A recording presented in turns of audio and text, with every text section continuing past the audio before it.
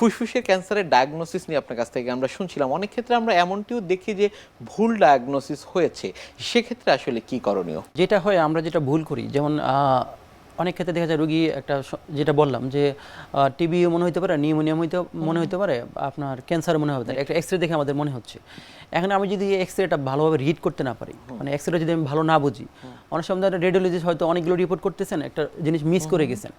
আমি যদি এই এক্স রেটা না বুঝি, রোগীর থেকে ভালোভাবে না শুনি, তখন কি হবে যে আচ্ছা ঠিক আছে, বেশি হয়তো নিউমোনিয়া, আচ্ছা আমি নিউমোনিয়া ট্রিটমেন্ট দিয়ে দিলাম, রোগী ভালো হলো না, ঠিক আছে রোগী ভালো হয় নাই, আচ্ছা এখন তো এই উপমহাদেশে টিবিটা সবচেয়ে কমন, টিবি ওষুধ দিয়ে দিলাম, টিবি পরীক্ষা করে একটু হয়তো কিছু পজিটিভ কিছু নেগেটিভ পেলাম, আমি টিবি ওষুধ দিয়ে দিলাম। তারপরে 1 মাস পরে আসলে রোগী ভালো হলো না, তখন অলরেডি ক্যান্সার ছড়া গেল, তখন আমাদের কাছে আসলো যে এটা সমস্যা নেই।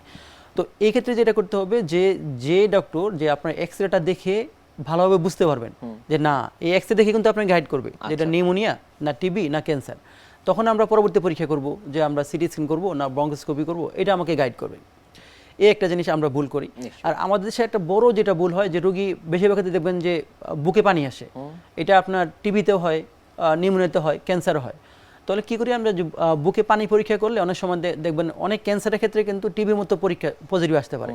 আমরা বুকে পানি একটা জিনিস পরীক্ষা করি যে এটাতে এটা বেশি কিনা, এটা একটা মার্কার, টিবির একটা মার্কার। আপনি খেয়াল করবেন আমরা অনেক ক্ষেত্রেই, অনেক ক্যান্সারের ক্ষেত্রে কিন্তু এই মার্কারটা বেশি পাই। তাহলে কি হলো, আপনি ক্যান্সার নেগেটিভ পাইলেন, টিবি মার্কারটা বেশি পেলেন, আপনি টিবি ওষুধ দিয়ে দিলেন। তো এই আবার যখন 15-20 দিন পরে 1 মাস পরে আসবে, অলরেডি রোগীর শ্বাসকষ্ট শুরু হয়ে গেছে, ক্যান্সার ছড়ায় গেছে। তো এই ক্ষেত্রে অনেক ভুল চিকিৎসা হয়। তো এইগুলো আমাদের খেয়াল রাখতে হবে যে আপনার কী সমস্যা নিয়ে আসছেন, কোন ডাক্তার কাছে যাবেন, এবং কে এই জিনিসটা ভালো বুঝবেন, এবং কে এই জিনিসগুলোর উপর পরীক্ষাগুলো ভালো করতে পারবেন। যদি তার কাছে যান, তাহলে ভুল চিকিৎসাটা কম হবে।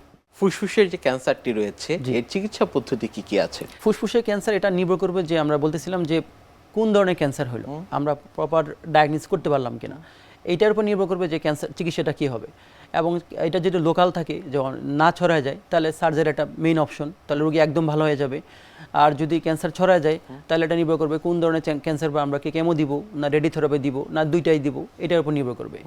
তো এই ক্ষেত্রে যেটা হয় যে অনেক সময় এই ক্যান্সার জনিত কারণে ফুসফুসে পানি আসে, তো যদি আপনি এই পানিটাকে প্রপারলি সিল করে যদি আপনি চিকিৎসা করতে পারেন, তাহলে বারবার কষ্ট হবে না।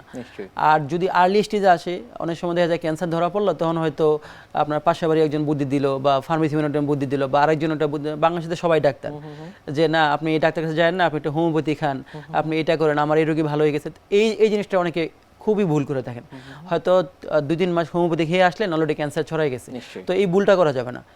একটা জিনিস খেয়াল করবেন, আগে আমরা বলতাম যে ক্যান্সার হলে রক্ষা নেই, 2 মাস 3 মাস 6 মাস হাইয়েস্ট বাঁচে। এখন ক্যান্সারে এত ভালো চিকিৎসা বের হয়েছে, আপনি চিকিৎসা করলে আপনি কেউ জানবেন ওনার ক্যান্সার হয়েছে, 15-20 বছর চিকিৎসা নিয়ে এবং সুস্থ জীবনযাপন করতেছে, স্বাভাবিক জীবনযাপন করতেছে।